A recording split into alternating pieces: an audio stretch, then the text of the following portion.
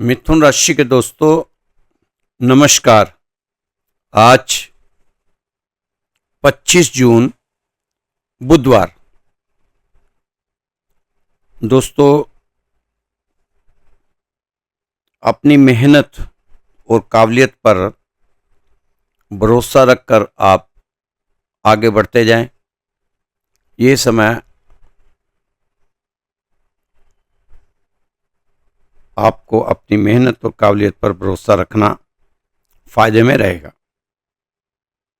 इससे आप किसी भी समस्या को आसानी से सुलझा लेंगे। दोस्तों, बिजनेस करने वाले लोगों के लिए दिन अच्छा रहेगा। इनकम अच्छी होगी। मार्केटिंग से जुड़े बिजनेस में अच्छे मौके मिलेंगे।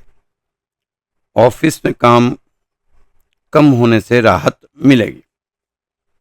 लापरवाही से अधिकारी नाराज हो सकते हैं, तो इसलिए लापरवाही ना ही करें तो अच्छा है।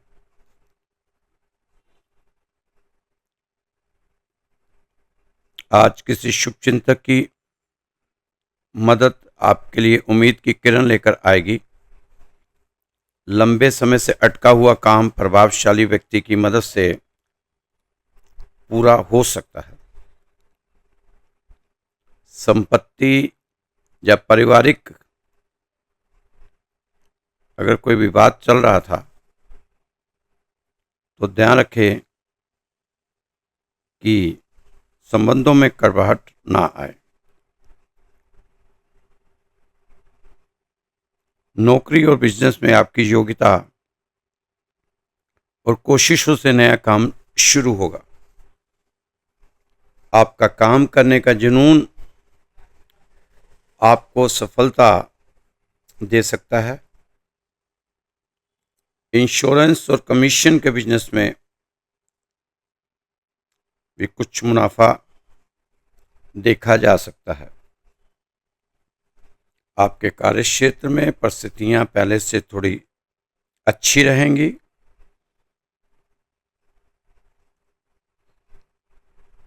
नौकरी और बिजनेस में की गई मेहनत के सकारात्मक नतीजे आपको मिलेंगे। कुछ काम आपके मन मुताबिक हो जाने से, काम बनने से उथल पुथल भरी दिनचर्या से राहत मिलेगी। महिलाओं को निजी और प्रोफेशनल गतिविधियों में तालमेल बनाए रखने में समस्या आ सकती है। गुस्से और नेगेटिव सोच पर काबू रखें। भाई या किसी नज़दीकी संबंधों से पारिवारिक मुद्दों को लेकर कहा-सुनी की आशंका है, पर आप अपनी बुद्धिमत्ता से इसको ना होने दें तो अच्छा है। अच्छे समय का इंतजार कर रहे थे, अब अच्छा समय आपके पास आ चुका है। अब आप अच्छे कर्म करके, अच्छी मेहनत करके इन अच्छे दिनों का फायदा उठाएं। सरकारी कामकाज को लेकर अधिकारियों के साथ तालमेल रखने से रुके कामों में तेजी आ सकती है। पति पत्नी आपसी तालमेल से घर में सुखद और व्यवस्थित वातावरण बनाकर रखें, तभी घर में सुख शांति रहेगी और घर में बरकत बनी रहेगी। मौसमी बदलाव से होने वाली बीमारियों से खुद को बचाएं।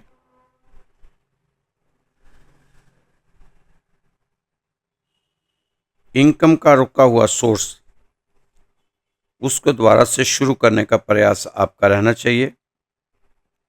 कामकाज में लिए गए फैसलों का फायदा आने वाले दिनों में मिल सकता है।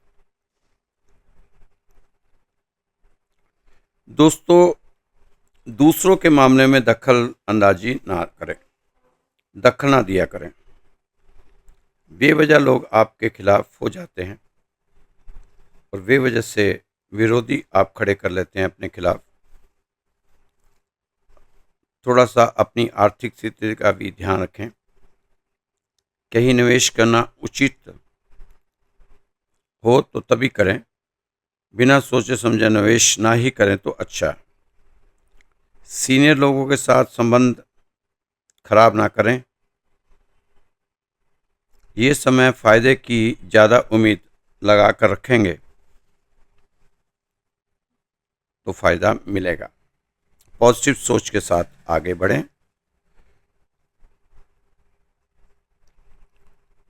किसी भी तरह का रिस्क लेने से बचें। इस समय वाहन सावधानी से चलाएं, ज़्यादा स्पीड से ना चलाएं, सीट बेल्ट लगाएं और हेलमेट पहनकर ही आप ड्राइविंग करें। आपको लगता है कि हेलमेट हमारे लिए होता है ना, ट्रैफिक पुलिस वाले के लिए नहीं होता, वो हमारे अपने लिए होता है। पर हम तो कोशिश करते हैं कि ट्रैफिक वाला हो तभी हेलमेट पहना जाए, नहीं तो हेलमेट को हम अवॉइड ही करते हैं। दोस्तों, हालातों को समझते हुए आगे बढ़ें। सहजता समंजसता से काम लें। नीति नियमों पर जोर रखें। भिन्न भिन्न कार्य को धैर्य दिखाएं। सभी का सहयोग संरक्षण मिलता हुआ नजर आ रहा है। इस समय आत्मविश्वास आपका उच्च श्रेणी का बना हुआ है।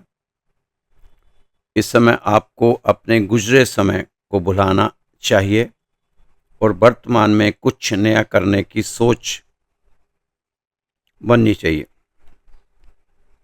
इस समय ग्रह गोचर काफी उत्तम बने हुए हैं। समय का फायदा उठाएं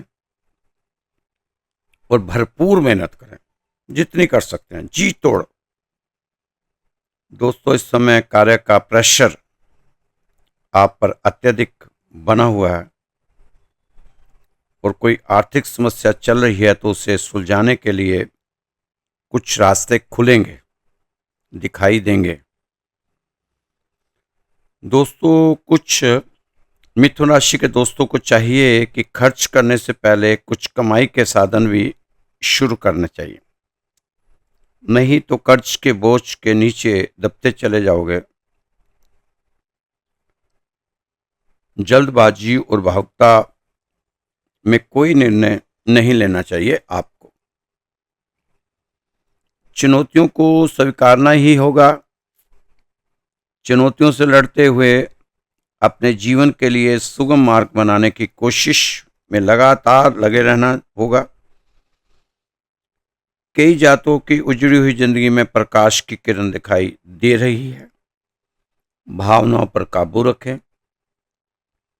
क्योंकि भावनाओं पर काबू रखेंगे तभी बात बननी है।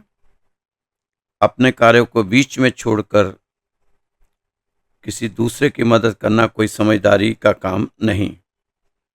इतना सब कुछ आपके साथ होने के बाद भी आप समझ नहीं पाए तो कब समझेंगे।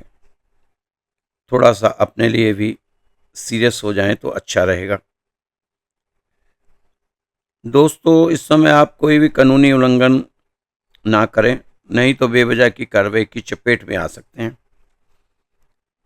अभी आप ज़्यादा फायदे की उम्मीद ना रखें। हाँ, इतना जरूर है कि आने वाले समय में आपको जीवन में ऐसा तोहफा मिलेगा जो आपको खुशी देगा। यह समय आपको धीरे धीरे ऊंचाइयों पर लेकर जाएगा। इस समय आपके इनकम के सोर्स बढ़ते नजर आ रहे हैं। आप सही गलत का चुनाव सतर्कता से करें, सजग होकर करें, संयम से करें। समय अच्छा है, इसको फायदा उठाएं। दोस्तों, सफलता का राज है रोज के छोटे छोटे फैसले, छोटे कदम, बड़ा विश्वास, यही बनाते हैं बड़ा भविष्य। हर बार जब आप कल से शुरू करूंगा कहते हो, तब आप अपने भविष्य को एक दिन और पीछे धकेल देते हो। लेकिन हर बार जब आप थक कर भी आज चुनते हो, वो आदत बनती है और वही आदत एक दिन बन जाती है कामयाबी। सपनों का पीछा सिर्फ सोचने से नहीं होता, उसके लिए जमीन पर उतरना पड़ता है, उसके लिए रूटीन बनाना पड़ता है। सुबह जल्दी उठो, हर दिन कुछ नया सीखो, हर दिन पसीना बहाओ, हर दिन अपने कल से बेहतर बनो। यही है असली आदतें, जो भाग्य से भी बड़ी होती हैं। अगर आप अब भी इंतजार कर रहे हो कि कोई आएगा और आपकी जिंदगी बदल देगा, तो सुनो ध्यान से, कान खोल कर सुनो मेरे दोस्तों। कोई नहीं आने वाला, आपको ही बनना है वो इंसान जो खुद को रोज बदलता है। आपको ही बननी है वो आदत जो लोगों को इंस्पायर करे। जब एक दिन लोग पूछेंगे आपने कैसे किया, तब आपका जवाब होगा, मैंने सिर्फ वो आदतें चुनी जो मुझे अपने लक्ष्य के करीब ले जाती थी। याद रखना, आपका भविष्य आपकी किस्मत से नहीं बनेगा, वो आपकी आदतों से बनेगा। तो अब समय है सपनों को सिर्फ सोचने का नहीं, हर दिन उनकी ओर चलने का। चलने का क्या, भागने का है। क्योंकि सच ये है, कामयाबी भाग्य से नहीं, आदतों से बनती है।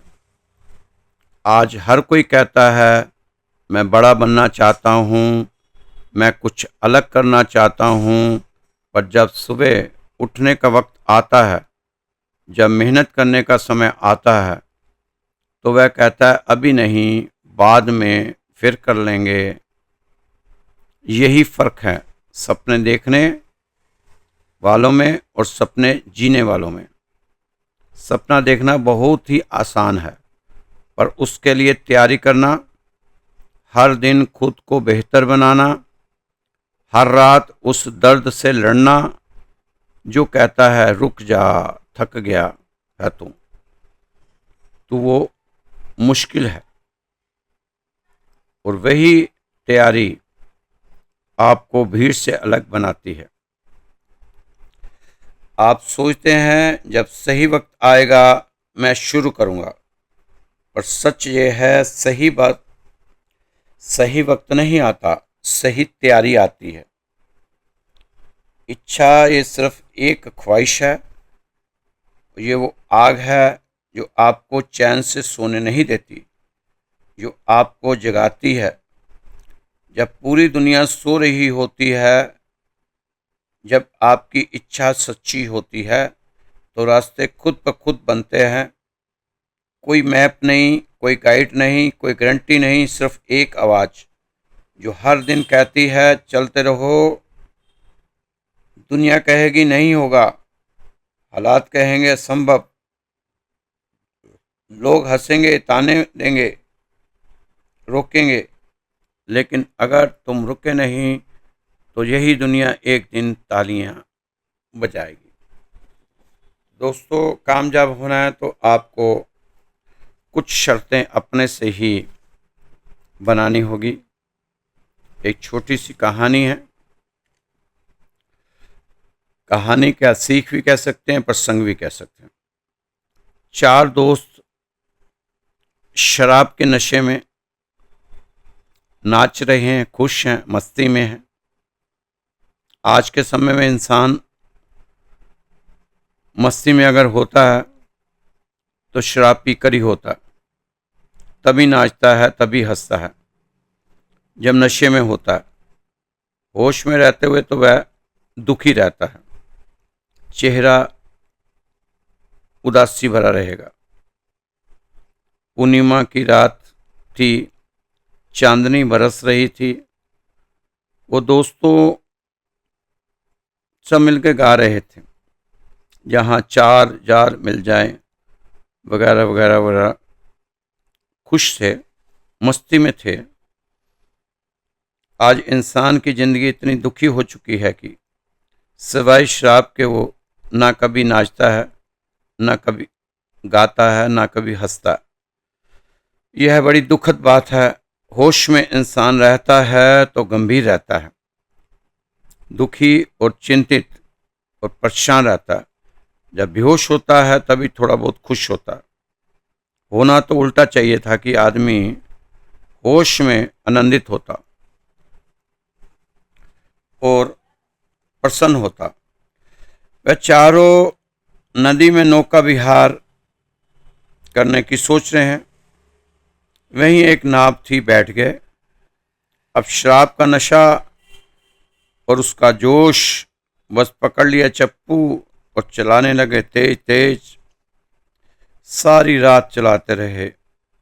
अब थोड़ा सा शराब का नशा टूटा तो उसमें से एक थोड़ा कम समझदार था, कभी कभी ही समझदारी वाली बातें करता था।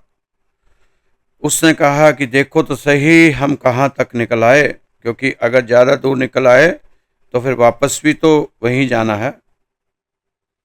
वो व्यक्ति नाव से नीचे उतर गया। अब शराब का नशा भी उतर चुका था। उसने चिल्लाकर कहा, उतर आओ, नीचे आ जाओ, हम कहीं दूर नहीं निकले, अभी हम यहीं हैं जहाँ रात को यहाँ से चले थे। क्योंकि नाव तो हम चला रहे थे, लेकिन नाव का सांकल खोलना शायद हम भूल गए थे, इसलिए हमारी नाव यहीं एक जगह ही घूमती रही। हम समझ रहे थे कि हम शराब के नशे में घूम रहे हैं, लेकिन वो नाव घूम रही थी। दोस्तों, हमारा भी यही हाल है। हम मेहनत तो कर रहे हैं, लेकिन दिशाहीन होकर मेहनत कर रहे हैं। जिसका रिजल्ट हमें नहीं मिल पाता, फिर हम उसका दोष किसके सर फोड़ें, उसकी तलाश रहती है। जबकि हमें तलाश सही दिशा की करनी चाहिए, लेकिन हम तलाश करते हैं कि किसके सिर पे अपनी ये गलतियों का दोष फोड़ें। जब भी हमें तलाश सही दिशा की करनी चाहिए, जिस ओर हम मेहनत करें हमें उसका रिजल्ट भी मिले। तो दोस्तों, बहुत से दोस्त कहते हैं कि हम तो मेहनत कर रहे हैं, 12-12, 14-14 घंटे मेहनत कर रहे हैं, अब क्या करें, 24 घंटे मेहनत करें क्या? नहीं दोस्तों, आप चाहे 8 घंटे की मेहनत करो, पर उस मेहनत की दिशा सही होनी चाहिए। सही दिशा में की गई मेहनत आपको कभी नुकसान नहीं दे सकती। सही होश से आप अगर काम करोगे तो नुकसान नहीं खा सकते। कुछ ना कुछ गलतियां हमारी रही होंगी जब हमें नुकसान हुआ होगा। तो दोस्तों, परेशानियां, चिंताओं, बीमारियों, दुश्मनों पर विजय पा सके और हर बड़ी से बड़ी समस्या के लिए खुद को तैयार कर सकें, हनुमान जी की माता श्री अंजनी माता हनुमान जी को सुंदर बुलाया करती थी। इसलिए रामायण के रचयिता वाल्मीकि जी ने इस कांड को सुंदर कांड का नाम दिया है। इसमें हनुमान जी की विजय गाथा बखूबी गान किया गया। दोस्तों, इसलिए आपको बता रहा हूँ कि जब आपको परेशानियां हैं, दुश्मन ने घेरा हुआ है, हर तरफ से चिंताएं हैं, कहीं रास्ता नहीं मिल रहा, तो आपको सुंदरकांड का पाठ करना चाहिए। और जब सुंदरकांड का पाठ करें तो उसके बारे में थोड़ी सी जानकारी आपको होनी चाहिए कि ये सुंदरकांड का पाठ है क्या। दोस्तों, संसार क्या है, माया क्या है? एक जाल है जो हमने बुना है मकड़ी के जाल की तरह, और जिसे हम खुद फंस गए। रोज रोज ही उस जाल को बढ़ाते चले गए। जिंदगी हमारी कैद है, सीता माता की तरह। राम कब आएंगे, इसी इंतजार में उस झाल में फंसे बैठे हैं। और किसी ने झाल नहीं बनाए, ये जाल हमने ही बनाए, हम ही ने बनाए हैं। और रोज रोज बना रहे हैं, बनाते जा रहे हैं, रुक नहीं रहे, थक नहीं रहे। जाल बनते जा रहे हैं और उस जाल में फंसते जा रहे हैं। जाल का घेरा बढ़ता जा रहा है। छोटा होने की बजाय वो झाल, जो मकड़ी का जाल, बड़ा ही होता जा रहा। आज भी बनाए होंगे, आज भी 25 जून को भी बनाए होंगे, बुधवार को भी बनाए होंगे। अब फिर से बनाओगे, घर जाकर फिर बनाओगे, सोते सोते भी बनाओगे। दिन रात काम पे लगे हो जाल को बड़ा करने में। इनकी दीवारों को और मजबूत करोगे, फिर उस पर प्लास्टर से और मजबूत करोगे, फिर ना उतरने वाला रंग रोगन भी करोगे। इन जंजीरों को आप और भारी भरकम करोगे। इसी पागलपन को हम और आप बढ़ाते चले जा रहे हैं, बढ़ाते चले जा रहे हैं। जीवन यात्रा में फिर दुख के गीत लिखेंगे, फिर उसे गाना शुरू करेंगे। बस जिंदगी को ऐसे ही जिएंगे। कुछ बदलाव करने की सोचेंगे भी नहीं कि कुछ बदलाव करके देख लेते हैं, शायद कुछ बात बन जाए। ना ना ना, उसी ढर्रे पर रोजाना उठे, काम पर गए, आए, शाम को फिर सो गए, फिर गए आए, फिर सो गए, फिर गए आए, सो गए। उसी ढर्रे पे जिंदगी चल रही है। कोई बदलाव करने की सोच नहीं है, क्योंकि आपको डर है लोग क्या कहेंगे। भगवान का डर नहीं है कि भगवान क्या कहेगा। बस अगर डर है तो सिर्फ इस बात का कि 4 लोग सुनेंगे तो क्या कहें। बस उसी डर घबराहट से हम जीते चले जा रहे हैं। एक आदमी 60 साल का हो गया, फिर वो गंजा हो गया। ये छोटा सा प्रसंग है बीच में, क्योंकि हंसना तो है नहीं ना, आपने हंसाने के लिए भी कुछ छोटा मोटा प्रसंग बीच में डालना पड़ता। एक आदमी 60 साल का हो गया, फिर गंजा हो गया। दवाइयों की तलाश करता फिरता था, किसी तरह बाल उग जाएं। किसी महात्मा के प्रसाद से या जड़ी बूटी के उपयोग से, या फिर एक बार महात्मा जी का आशीर्वाद प्राप्त हो जाए, या उनका कोई मंत्र ही मिल जाए। कुदरती बात है, महात्मा जी के आशीर्वाद से मुश्किल से 4 बाल निकल ही आए उस व्यक्ति के। 4 बाल निकल आए। अब उन्हें संवारता, इतराता फिरता था, गली गली, कूचे कूचे। बाल आ गए तो कटिंग भी जरूरी हो जाती है। कोई जब दूसरों को देखता कि ये कटिंग कराने जा रहे हैं बालों की, मुझे भी कटिंग करा लेनी चाहिए। दुकान पर गया कि हजामत बना दो। नाई चौका। नाई ने कहा, काटूं या गिनूं? इसे काटूं या गिनूं? व्यक्ति ने बहुत ही शर्माते हुए कहा, काले कर दो। 4 बाल उगे, उन्हें भी काले करवाने के चक्कर में पड़ा है। अभी भी उसे समझ नहीं आया कि स्टेशन आने वाला है। तू अपने कर्मों को उजला कर ले, तू बालों को काले करवाने में लगा हुआ है। आखिर तक समझ नहीं आता कि हम धरती पे क्या करने आए थे। नहीं समझ पाते हम कि हम धरती पे करने क्या आए थे। लगे हुए हैं, बस लगे हुए हैं। एक व्यक्ति ने रेलवे पे मुकदमा कर दिया कि सिग्नल पर मेरे साथ दुर्घटना हुई है, मैं मरते मरते बचाऊं। बारिश में सिग्नल नहीं दिया गया। सिग्नल मैन ने गवाही में कहा कि मैंने तो बत्ती खूब हिलाई, रोज की तरह, बल्कि उस दिन बरसात के कारण ज़्यादा हिलाई थी। जब सिग्नल मैन मुकदमा जीत कर बाहर आया तो रेलवे स्टेशन जो स्टेशन मास्टर था उसने उसकी पीठ थपथपाई कि तूने कमाल कर दिया। अपनी एक बात पर ही अड़ा रहा कि मैंने बत्ती खूब हिलाई थी। मैं घबराता था कि कहीं वकील की बातों में आकर तुम घबरा ना जाओ, पर तुम तो अपनी बात पर अड़े रहे। तब सिग्नल मैन ने कहा, नहीं साहब, मैं जरा भी नहीं घबराया, ये बात सही है। अगर वकील ने पूछा होता कि बत्ती जल रही थी कि नहीं, उस समय मेरे लिए जवाब देना मुश्किल हो जाता।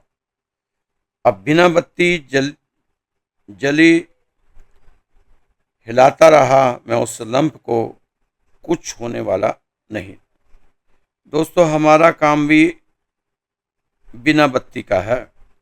मेहनत है नहीं, संघर्ष है नहीं, तपस्या है नहीं, उत्साह है नहीं, उमंग है नहीं, ऊपर से गाते रोते फिर रहे हैं, किस्मत साथ नहीं देती, भाग्य सोया हुआ है, या ऊपर वाले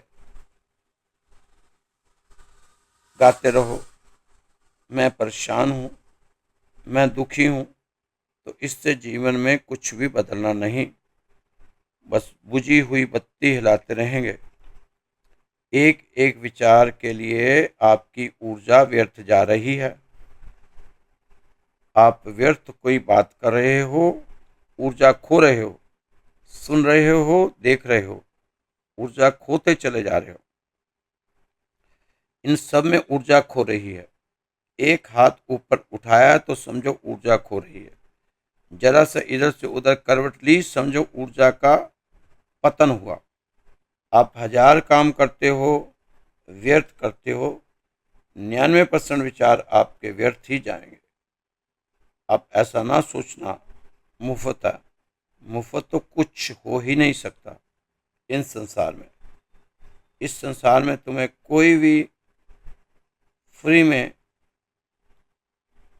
खिला भी रहा है तो उसमें भी कुछ ना कुछ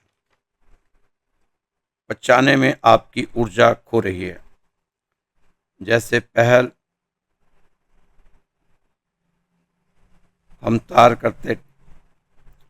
हम टेलीग्राम करते थे। टेलीग्राम कम से कम शब्दों में भेजते थे, कम से कम शब्दों में वो तार लिखता था, फिर उसमें से काटता था, फिर लिखता था, फिर काटता था, फिर लिखता था, फिर काटता था, फिर 1-2 लाइन में ही अपनी बात लिख देता था। और अगर यही पत्र लिखता तो 2-4 पन्ने जैसा लिखता था। 4 पन्ने जो नहीं कह सकते वो 1 लाइन का तार कह देता है। परमात्मा यही करता है दोस्तों, कम शब्दों में हमें संदेश देता है, वो बहुत न्यूनतम करता है, क्योंकि व्यर्थ उसने काट लिया, जो जरूरी था उसे उसने बचा लिया। दोस्तों, जीवन को टेलीग्राफिक बनाओ, जितना जरूरी है उतना ही रखो, जो व्यर्थ है उसे हटा दो, डिलीट मार दो, तभी आपकी जिंदगी निखरेगी, तभी आप आत्मवान बनेंगे, तभी आप भीतर से ओजस्वी आत्मा का ज्ञान बढ़ेगा, जो जीवन में पॉजिटिव ऊर्जा का निर्माण करेगा। दोस्तों, समाज आज किधर जा रहा है? अगर इसके कहने से चलोगे तो दुख ही पाओगे। एक आदमी पैदल चला जा रहा था, ऊपर से एक आदमी ने पान थूक दिया। थूक नीचे जाते हुए आदमी के ऊपर गिरी। वह ऊपर देखकर बोला, नीचे देखकर नहीं थूक सकते हो? वो बोला, तुम ही ऊपर देखकर क्यों नहीं चलते? ऐसा समाज है जिसमें हम इस समय रह रहे हैं। और आप दोष राहु केतु शनि मंगल को देते जा रहे हैं। ना दोस्तों, ना, ऐसा अनर्थ ना करें। दोष देना है तो अपने आप को दीजिए, अपने रहने के ढंग को दीजिए, और जिस समाज में रह रहे हैं उसको दोष दीजिए। अपने ग्रहों को दोष ना दें, वो बेचारे सीधे साधे हैं, आराम से घूम रहे हैं, चक्कर लगा रहे हैं सूरज के इर्द गिर्द, उनको तो रुकने का टाइम ही नहीं है। आप तो फिर भी सो जाते हैं, वो तो चलते ही रहते हैं, चलते ही रहते हैं, घूमते रहते हैं, घूमते रहते हैं, 1 मिनट का भी उनको आराम नहीं है। और यहाँ हम बैठे लाखों किलोमीटर ऊपर ग्रहों को दोष देते रहते हैं बैठकर। ना, दोष देना है अपने आप को दो। तो इसमें दोस्तों ले देखकर आपका समय काफ़ी अच्छा चल रहा है, अनुकूल चल रहा है। आपको तो बस कड़ी मेहनत करनी है और आगे बढ़ना है। अतिचारी होकर बृहस्पति आपकी राशि में बैठे हुए हैं, साथ में आप सूरज देव भी आ गए हैं, तो मामला और बढ़िया हो गया। तो आप तो बृहस्पति जो स्पीड से चल रहे हैं उसी स्पीड में आप पकड़ लो अपनी स्पीड। वो तो 1 साल का काम 5 महीने निपटाएंगे, आप 1 साल का काम 8 में निपटा लो तब भी चलेगा। ये ना हो 1 साल का काम 2 साल में निपटे। काम की स्पीड बढ़ानी पड़ेगी। अब चलने से काम नहीं चलेगा, भागना पड़ेगा, भागना, भागम भाग होगी। आप जी तोड़ के मेहनत करो, फल आपको मिलेगा। ऐसा है नहीं कि आप ईमानदारी से दृढ़ संकल्प के साथ मेहनत करें तो फल आपको ना मिले। तो दोस्तों ये जो राशि आपको बताई जाती है रोज, ये श्री राधेश्याम मंदिर है दिल्ली में, नई दिल्ली में, और ये उत्तम नगर है, मेट्रो स्टेशन ईस्ट पड़ता है। उसके 5-6 किलोमीटर दूर ही विकास नगर नाम की एक जगह है, वहाँ पर है 17 साल से मंदिर। राधा कृष्ण जी का है। सुबह शाम यहाँ भजन कीर्तन चलता है, लोगों की बहुत सी मनोकामनाएं पूर्ण होती हैं, यहाँ होती हुई आती जा रही हैं। अभी लोगों की अरदास लगाते हैं, काफ़ी लोगों को फ़ायदा हुआ। आपने भी कभी अरदास लगानी हो मंदिर में तो अपना गोत्र, अपना नाम और अपना स्थान आप हमें भेज सकते हैं, और आपकी पत्री अगर दिखानी हो भी भेज सकते हैं। उसमें 15 से 20 दिन लग जाते हैं, कई बार 1 महीना भी लग जाता है। उतावलापन ना हो, धैर्य रख के ही करें तो मज़ा आएगा, क्योंकि काफ़ी लंबा चलना है ये राशि वाला मामला। तो उसका कोई छुपा हुआ शुल्क नहीं है, कोई चार्ज नहीं है। हमें आपके पैसे को चिमटे से भी नहीं छूना, और इतना कह रहा हूँ, हमें आपका पैसा नहीं चाहिए। अभी तो हमें रोज़ लोगों के इतने फ़ोन आते हैं कि हम मंदिर के लिए दान देना चाहते हैं। हम सबको मना कर रहे हैं कि नहीं, अभी भगवान को मंजूर नहीं है आपका दान लेना। जिस दिन भगवान को मंजूर होगा, भगवान खुद ही आपका कान पकड़ के दान ले लेगा इस मंदिर के लिए। इसलिए अभी आप संभाल के रखो वो दान हमारा। जब मौका आएगा कभी आपको ज़रूर बताएंगे। नहीं तो जब आप कभी दिल्ली आएँ तो इस मंदिर में आएँ तो उस पैसे का प्रसाद लेकर आएँ और बांटें, अपने हाथ से सबको बांटें, खिलाएं सबको। लोग भी खुश हो जाएंगे और हमारा कन्हैया भी खुश होगा आपके प्रसाद का भोग लगाकर।